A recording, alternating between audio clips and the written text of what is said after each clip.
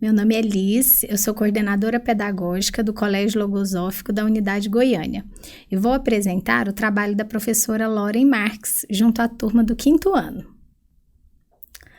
No trabalho com o tema As palavras como agentes do pensamento, a docente buscou investigar sobre a importância de saber como usar as palavras de forma a serem veículos de bem no meio em que se propagam.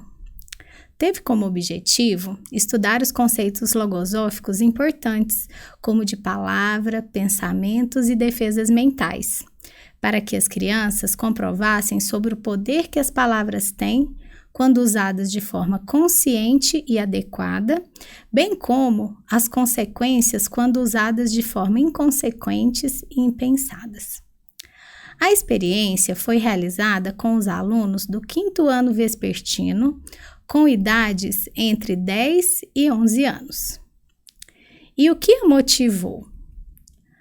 As crianças, em geral, tinham dificuldade em cultivar uma boa relação entre si e proferiam palavras desagradáveis e desrespeitosas uns para os outros, ocasionando algumas reações e conflitos. Não sabiam identificar nem selecionar seus pensamentos antes de usar suas palavras, devido à falta de conhecimento sobre o seu campo mental e da observação de si mesmo. Ainda havia na turma fortes perfis de liderança influenciando no ambiente, causando desarmonia, contenda e separatismo. Nosso objetivo era de que compreendessem o poder que as palavras podem ter tanto para fazer o bem quanto para fazer o mal, seja a si mesmo como aos demais. Tinham facilidade para identificar as dificuldades dos seus colegas, mas não conseguiam voltar para si mesmos e identificar onde estavam errando e o que necessitavam superar. Além disso, discursavam lindamente sobre respeito, defesas mentais, empatia, porém não conseguiam aplicar em suas vidas, principalmente na convivência com os demais e nem cultivar o respeito às diferenças.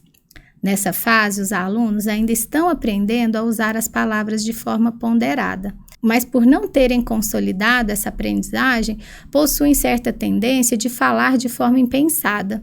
Estão adquirindo ainda elementos de razão e mais consciência dos atos, algo tão necessário durante a adolescência e a cada fase subsequente da vida.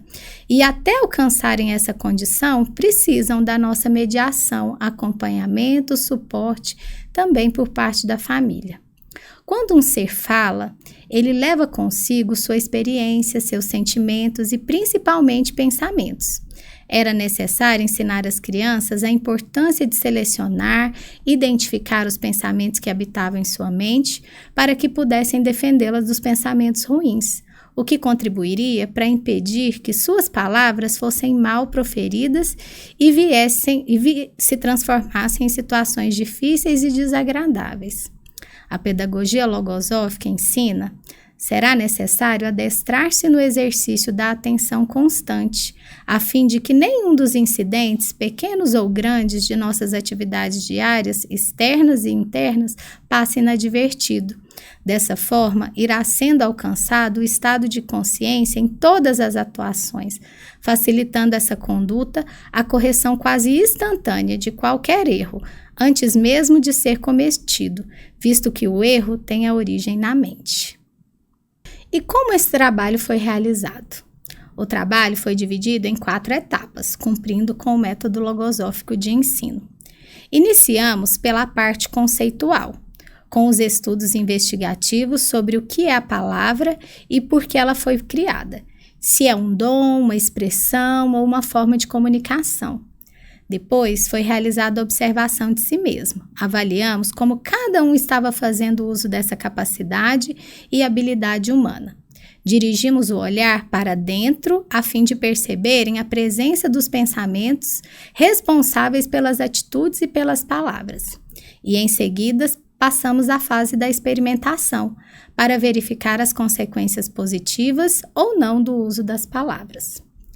Como ponto de partida, utilizamos a leitura do livro literário adotado para a turma O Catador dos Pensamentos, da Mônica Fett, sob o enfoque da pedagogia logosófica, revendo o conceito de pensamentos. Isso permitiu que percebessem que existem pensamentos que são originados na mente de outras pessoas e que é possível se deixar contaminar com eles sem perceber, quando não se está atento ao próprio mundo interno. Muitos dos problemas entre eles partiam de uma mente, geralmente com perfil de liderança, que contagiava os demais da sala, por não conseguirem identificar, selecionar e combater os pensamentos de crítica, separatismo e bullying.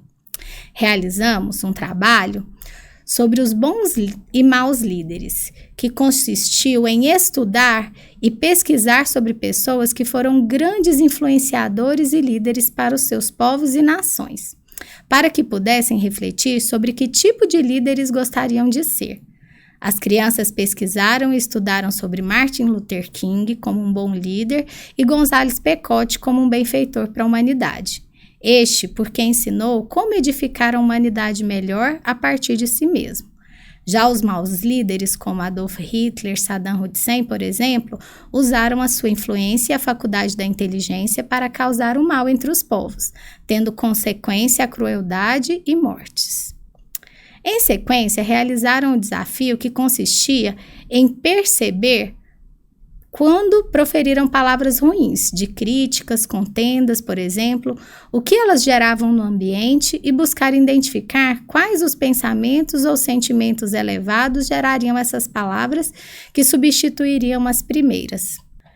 Em sequência, realizaram um desafio que consistia em perceber quando proferiam palavras ruins, de crítica ou contenda, por exemplo, e o que elas geravam no ambiente, e buscar identificar quais os pensamentos elevados gerariam palavras que substituíssem as primeiras.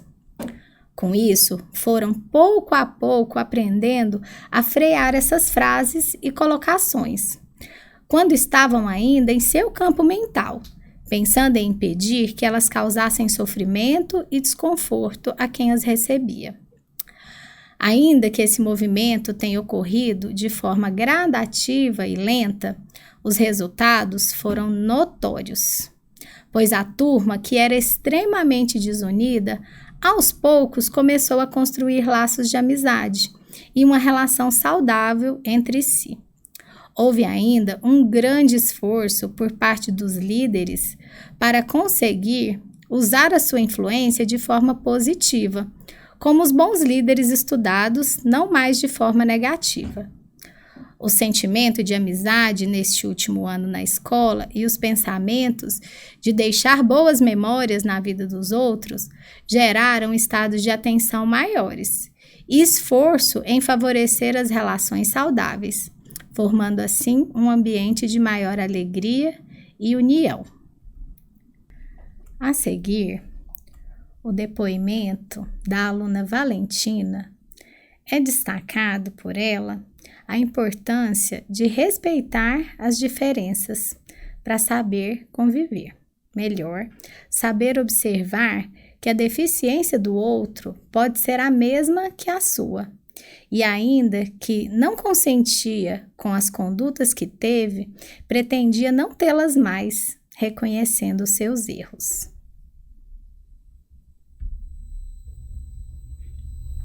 Valentina, conta para a Pronádia o que você aprendeu com essa experiência de superar as dificuldades de convivência com as suas amigas do 5º ano.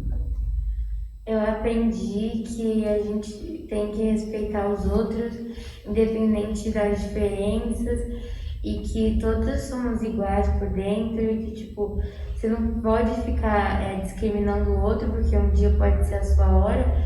Isso é muito ruim, passar por isso. Eu aprendi também que sobre a quando choca, que você reclama muito de um defeito de uma pessoa, que talvez você pode ter ele. E eu sou muito grata por ter vivido essa experiência, porque hoje eu tenho uma relação ótima com todas as minhas amigas. Se eu pudesse, eu voltaria atrás para mudar algumas coisas, mas como não posso, o melhor é fazer para frente, fazer melhor e permanecer sendo um ser de bom para construir um mundo melhor. Os alunos ainda passaram por conflitos decorrentes do mau uso das palavras, mas eram diferentes, pois quando isso acontecia, retomavam o conceito de pensamentos e palavras, relembrando as experiências vividas e as consequências. Não malgastar as palavras continuou sendo um desafio diário a todos eles, pois por vezes acreditavam que um comentário era apenas uma brincadeira ou somente um comentário, quando na verdade carregava consigo intenções de um pensamento negativo.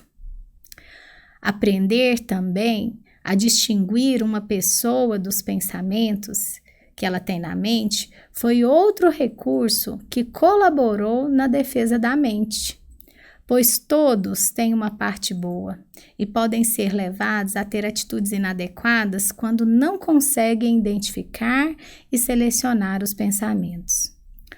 As atitudes negativas não foram extintas por completo, mas foram diminuindo cada vez mais, a ponto de quando um colega não conseguia resistir a um pensamento negativo, os demais o aconselhavam e tentavam ajudá-lo a não repetir aquelas atitudes, em vez de simplesmente afastar-se dele ou tentar excluí-lo, como acontecia anteriormente.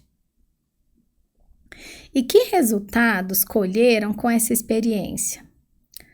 Concluíram como resultado dos estudos, das observações, tanto do externo como do mundo interno, e das experiências em identificar e selecionar os pensamentos, que cada um deve constituir-se em um verdadeiro guardião de suas palavras, que conter o erro na mente antes que se manifeste nas atitudes e palavras é uma grande defesa mental, pois nos permite evitar diversas situações desagradáveis e de indiscrição.